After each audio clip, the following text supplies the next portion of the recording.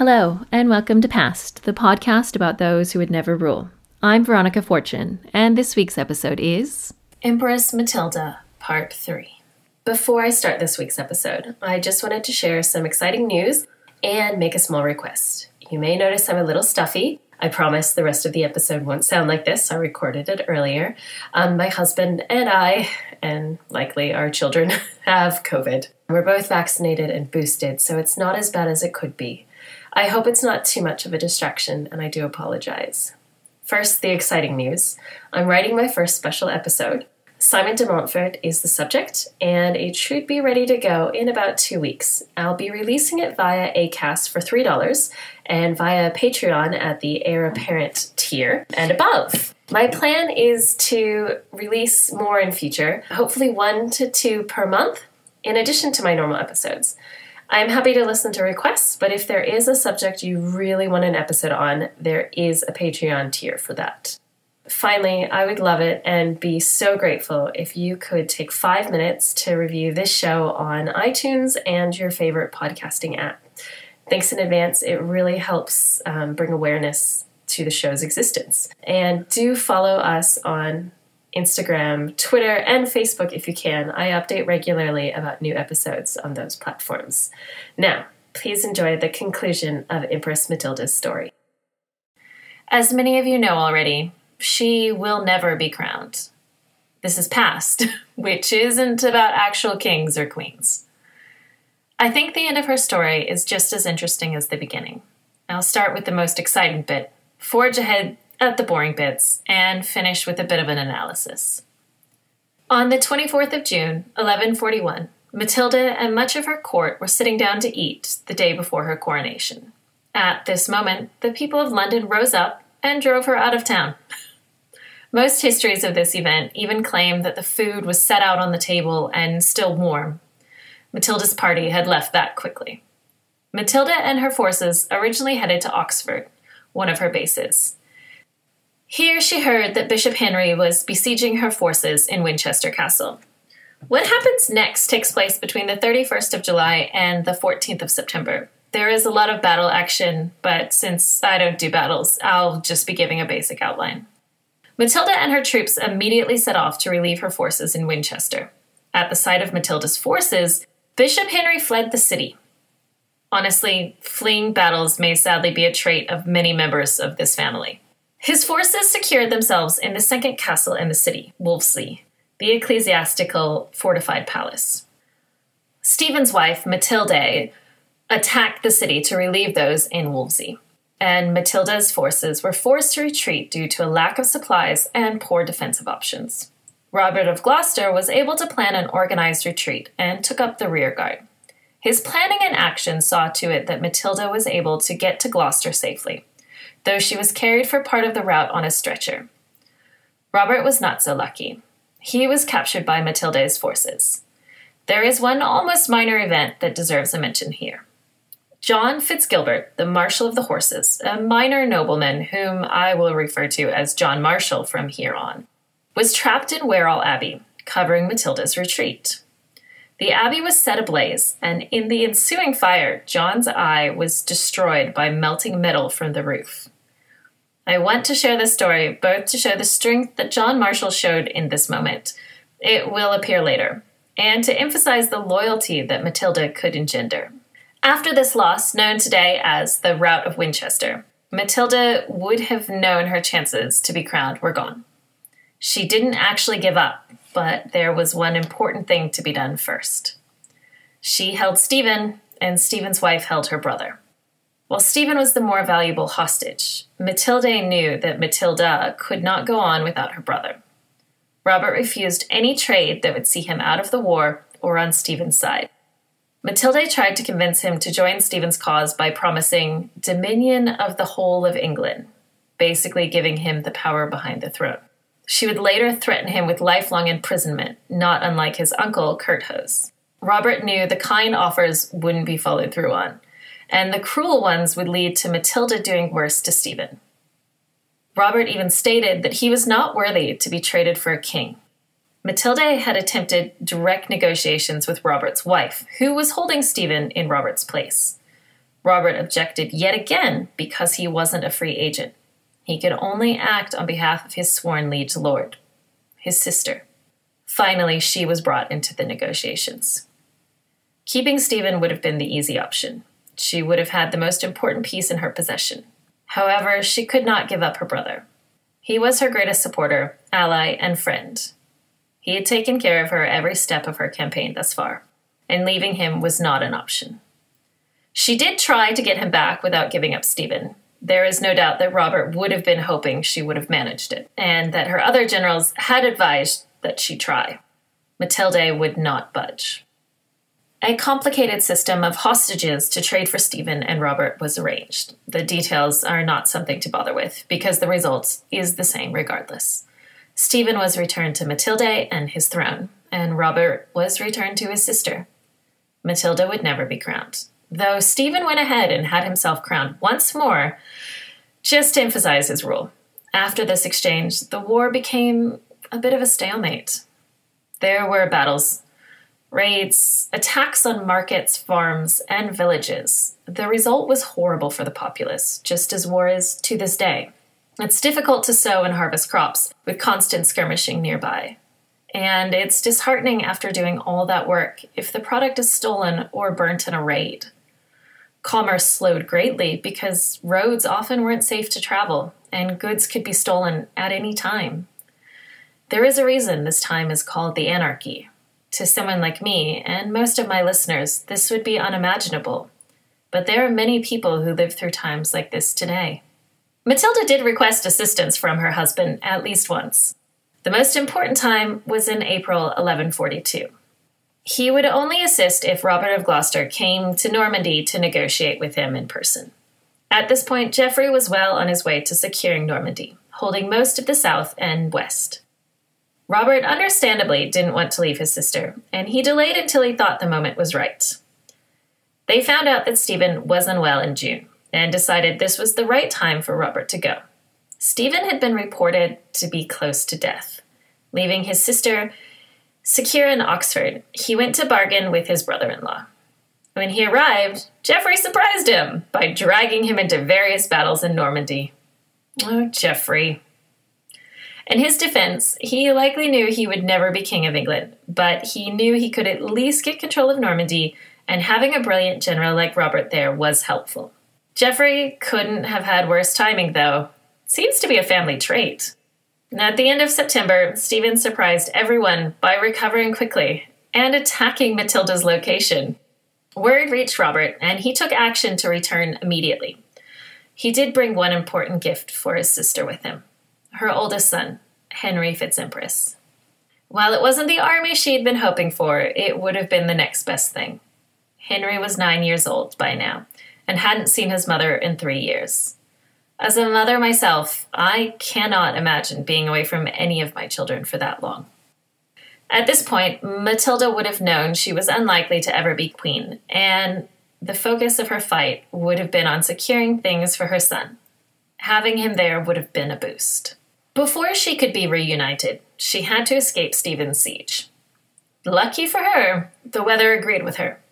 In early December, there was snow on the ground and the Thames was frozen. Accompanied by 3 or 4 knights, she was able to abseil down St. George's Tower, walk across the frozen river, and sneak through Stephen's camp. More romantic stories have her wearing a white dress to blend in with the snow. Regardless of what she wore, she managed her escape beautifully. She and her men secured horses and rode to Brian Fitzcount's stronghold of Wallingford. I've mentioned Brian Fitzcount a few times in this narrative, and he is an important military leader for Matilda, but not a main character in the story I want to focus on. If I liked battles, he would feature much more heavily. I am planning on giving him and a few other players in this time special episodes in the future. Probably a combined who's who of the Anarchy. If you're interested in this, let me know so I can start working on it. After hopefully getting warm and having a meal or two, Matilda and her men continued on to Devizes. Robert and Henry landed not long after Matilda had reached Wallingford, and word got to them before they were in Oxford. They quickly changed direction and headed to Devizes. Matilda was reunited with her son and brother. Henry was lucky. He would have 2 great leaders to learn from during his time in England. He would be sent to Bristol with his uncle to continue his training in all things battle. Henry would stay in England until 1144, when Geoffrey had secured control of Normandy. It would be safer for him to stay there, and he would be able to learn from his father's generals as well. Plus, the chance to actually rule a duchy, or at least assist his father, would have been a valuable lesson. I don't want to spend too much time on Henry. He would grow to be a great man, probably one of the greatest kings England ever had. But he has countless books, podcasts, and even movies dedicated to him. He did, however, have a little growing up left to do still, and his mother would make sure he learned these lessons well. In 1147, Henry and a small group of loyal knights, probably his best friends, along with a small group of paid soldiers, or at least they needed to be paid at some point, returned to England. He was 14, and like most teenagers, was ready to take on the world, at least in his own mind. He attempted battle multiple times and did not do well. This is not the adult Henry II, after all. He wasn't able to pay his men since he hadn't won anything, and wrote a letter to his mother begging for financial assistance. Now, there have been arguments that Matilda didn't have the funds to give him and that Robert of Gloucester wasn't willing to part with any of his fortune. But I find it more likely that the two wanted him to sort things out on his own. By learning from this mistake, he would plan better in the future, cover his possible retreats, make sure his men were paid in a timely manner, and avoid getting ahead of himself. In the end, he was helped to return home by Stephen. Yes, Stephen had always been a bit too kind to be a truly good, powerful king. And this moment showed it more than any other. The young man who wanted to usurp his own son was sent back to the continent safely and unharmed. I can only imagine he didn't run this plan past his wife first. Matilda would never have stood for this. Matilda would be hit with a huge blow not much later. At the end of October 1147, Robert of Gloucester fell ill and never recovered. He died on the 31st. He was at the most 57 years old. I'm really looking forward to sharing more about Robert in my next episode. He may have been overshadowed by his sister, but they were great because of each other. All siblings should be so lucky to have such a loyal and supportive friend. Matilda returned to Normandy in 1148. She was 46, and while not old, 9 years of fighting, deprivation, hunger, and missing her sons would have taken its toll. Her husband had secured Normandy and Rouen as a safe base for her to continue her support of her son. With his mother in Normandy, Henry was finally able to focus on the military side of things in England. His mother managed finances and Normandy in his absence. She may not have been crowned herself, but she would see to it that her son was. She also wanted to see to it that he was knighted. It was an important step on his road to power, and one that couldn't be taken lightly. Since his goal was to be a king, it would have only been right for another king to knight him. He was lucky that his mother knew the perfect man. King David of Scotland was about 65 years old, nearing the end of his life, but he was ready to bestow this honor upon his great-nephew. In May of 1149, Henry was knighted in Carlisle. His mother's work made this moment and all his future triumphs possible, but she could not be there. Matilda was doing all she could for her son. She was able to negotiate for French recognition of Henry's claims to Normandy, which was needed since it was a French vassal duchy. The King of the Franks, Louis VII, and his wife, Eleanor of Aquitaine, had just returned from the Crusades. Louis would also do nothing to prevent Henry's assumption of the throne of England. This negotiation is made all the more impressive because Stephen's son, Eustace, was Louis's brother-in-law. It's easy to see that while Matilda's strength wasn't welcomed by many on the battlefield, it was at the negotiating table. Had Louis been in possession of a crystal ball, he might not have been so accommodating, but ongoing war within his kingdom and his nearby neighbor and trading partner was not good for his rule. In September of 1151, Geoffrey of Anjou died. He was only 38, but having spent almost all of his adult life in battle, it is not surprising that he didn't have a long or any retirement. Matilda may not have been as devastated as a woman who had married out of love might have been, but there is no doubt she would miss him. He was the father of her 3 sons, and he had done much for her in Normandy. While their marriage wasn't always a happy one, It was better than many for their time and social standing. He had trusted in her assessments and had taken the risk of supporting her aims. They had worked together to make sure their sons would be great men. For Henry and his brothers, this would have been a great blow, and having their mother with him for support would have been crucial. Stephen was still in control of England, but his grasp was weakening. He had been trying to get his son Eustace crowned as his co-king. This had been a common practice in France, but was not something done in England.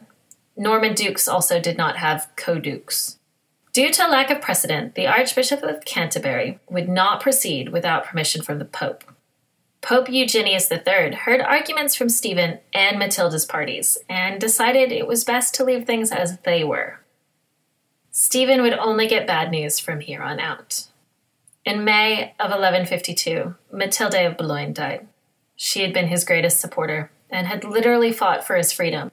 She was also his better in many ways. Losing her would have been a horrible blow. She was more ruthless than he ever was, and no doubt hoped her son would succeed him. Her loss may play into the story I'd like to share. In June of 1152, Stephen was besieging a castle under the control of John Marshall's castellan, the holder of a castle in place of its owner. John's representatives approached Stephen with terms for a temporary truce to allow John to speak to his castellan, a first step in negotiating a surrender. John offered his fourth son as hostage to broker this truce. Stephen and his men retreated with the boy. Once Stephen's men were gone, John quickly refortified the castle with both men and supplies and locked the gates. When Stephen returned, he would not surrender. It would have been Stephen's right to kill the hostage, a boy of only 5 at the most. Stephen threatened, and John responded. He did not care about the child, since he still had the anvil and hammer to produce even finer ones. While I do agree that John could have produced more sons, he already had 5, and would have at least one more.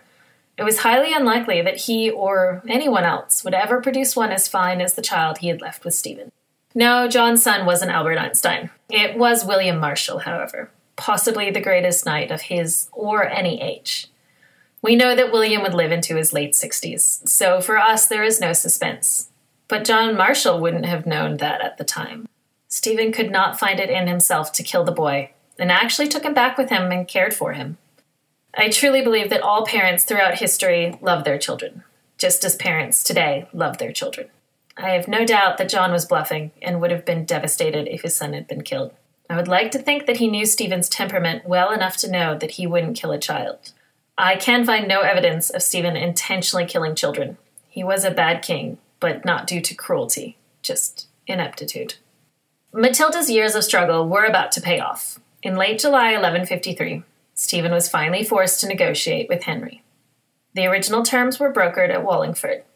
In the Treaty of Winchester, Henry agreed to allow Stephen to spend his remaining years as king, and Stephen would name Henry as his heir. There is a sad footnote for Matilda here. Stephen would publicly adopt Henry, so he would be labeled as his son, and hence the crown was passing to him that way.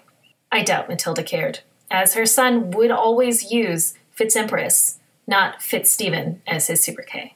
He knew who had fought for him. She would also help him rule his vast empire, while Stephen's reign would be known as one of the most destructive in English history.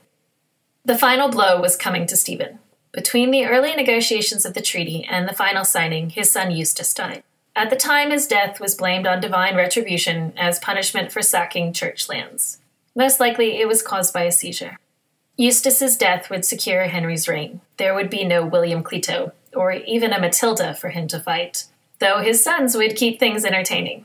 Stephen's younger surviving son had no interest in ruling England or Normandy, and just kept to Boulogne. Stephen and Henry signed their treaty in November of 1153. While Matilda would not rule, her efforts had ensured that her son would. And that has to be worth something. She would not be there when he was crowned. He needed her to govern Normandy, but he would wear one of the crowns she brought back from Germany. He would be joined by his pregnant wife, Eleanor of Aquitaine. Yes, she and the King of France had their marriage annulled on the grounds of consanguinity, but really it was because she hadn't had a son. She would give birth to Henry and her second son 2 months later. Yet another example of women being blamed for things related to pregnancy that were not their fault. Henry could not have picked a woman more like his mother for his spouse, and while they would battle, literally at times, she was a good choice. Matilda spent her later life doing exactly what would be expected of a queen mother. She mentored her son, having learnt from her time in battle. She assisted him by ruling Normandy when he was in England. She even interceded on behalf of her second son when he was causing some problems. She convinced Henry not to invade Ireland, at least while she was alive. Matilda died on the 10th of September, 1167, at the age of 65. Only Henry survived her. Geoffrey had died of unknown causes in 1158, and her youngest son William had passed in 1167, supposedly of a broken heart. William's death would be one of the many parts of the greatest scandal of the 12th century, the murder of Thomas Becket. Matilda was buried at Bec Abbey, winning her argument with her father, who wanted her buried at Rouen Cathedral. In examining the life of Matilda, it is important to put her in her time, but to remember that many of the things she faced are still faced today. Women in the corporate world are regularly sent to sensitivity training when they act strong in boardrooms. While women are often presented as the more emotional sex, there is no question that the emotions presented when one's sporting team loses can wreak havoc on entire cities. I don't want to make this a man versus woman discussion. I just want to point out that many of the things said about Matilda in derision would have been used as compliments to men in the same position. Even Matilda was complimented for her work, because she was fighting for her husband, not herself. In Matilda, Empress, Queen, Warrior, Catherine Hanley points out that it would be more than 400 years before England had a queen regnant. Scotland beat England in 1286 if Margaret Maid of Norway is counted, or in 1542 if only considering Mary Stuart. She points out that the only reason this occurred was that all the other choices were also women. In order of claim based on Henry VIII's will, Elizabeth Tudor, Catherine Grey, Mary Grey, Jane Grey had been executed at this point. Finally, Margaret Clifford. Henry had excluded his older sister's descendants, but the first in that line were women as well, Mary Stuart and Margaret Douglas. It wasn't until the late 20th century that even progressive European monarchies put daughters and sons on the same footing. Spain, Liechtenstein, and Monaco still use male preference, though Spain's current king only has daughters. The United Kingdom didn't even change their laws until 2011. The fact that the same insults are being used almost 900 years later means there's still a lot of work to do in the realm of equality. Second, what was Henry I thinking? When he made his barons and churchmen swear oaths, he seemed to think that was fait accompli. He just acted as though everything would work out fine. He seemed to completely overlook his own claim to the throne and how he literally beat his brother to it, and eventually imprisoned the same brother. He either truly thought his men would be scared of him after he died, or he expected to have longer to sort things out.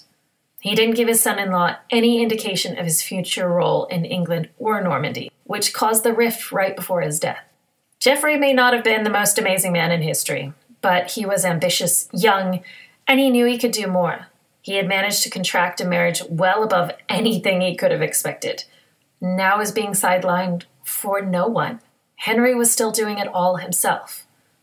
I'll say it again. Iron wills are only useful while you're alive. Finally, Stephen. He is a study in reaching beyond your grasp. He would have made a great general instead of a horrible king. He made a huge mistake the day he decided to go to England and persuade his brother to help get him crowned. Instead of being spoken of as well as Robert of Gloucester, he's derided. He doesn't even get to be put among the worst kings. Richards II and III and John usually get that honor. Even Charles I had the decency to get executed, and James II was properly overthrown. He couldn't even manage that. He just stayed there, middling as everyone he loved around him died. He should have made the choice to keep his oath and support his cousin. Having control of Boulogne would have helped her to protect her Norman borders, and she and her husband would have supported him. He could have gone on crusade and shown he was made of much stronger stuff than his father, which he was. Supporting another when you lack the skills to do it yourself isn't a sign of weakness. It's a sign of self-awareness. Matilda wasn't perfect and lacked the ability to read the room, but she knew what she would be great at. Stephen didn't know what he didn't know.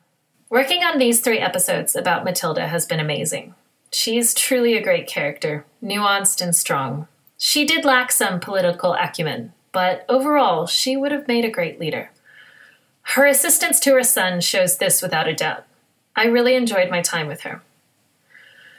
My secondary source for this episode was Matilda, Empress Queen Warrior by Dr. Catherine Henley. I strongly recommend this book to anyone interested in Matilda. Thank you again for listening, and I hope you'll be back next week when I give Robert of Gloucester the episode he surely deserves. Thank you for listening to Past. I can be found on Twitter, Instagram, and Facebook at PastPod. That's PASSEDPOD. Please feel free to email me at pastpod@gmail.com. I have a Patreon that can be found at patreon.com/pastpod.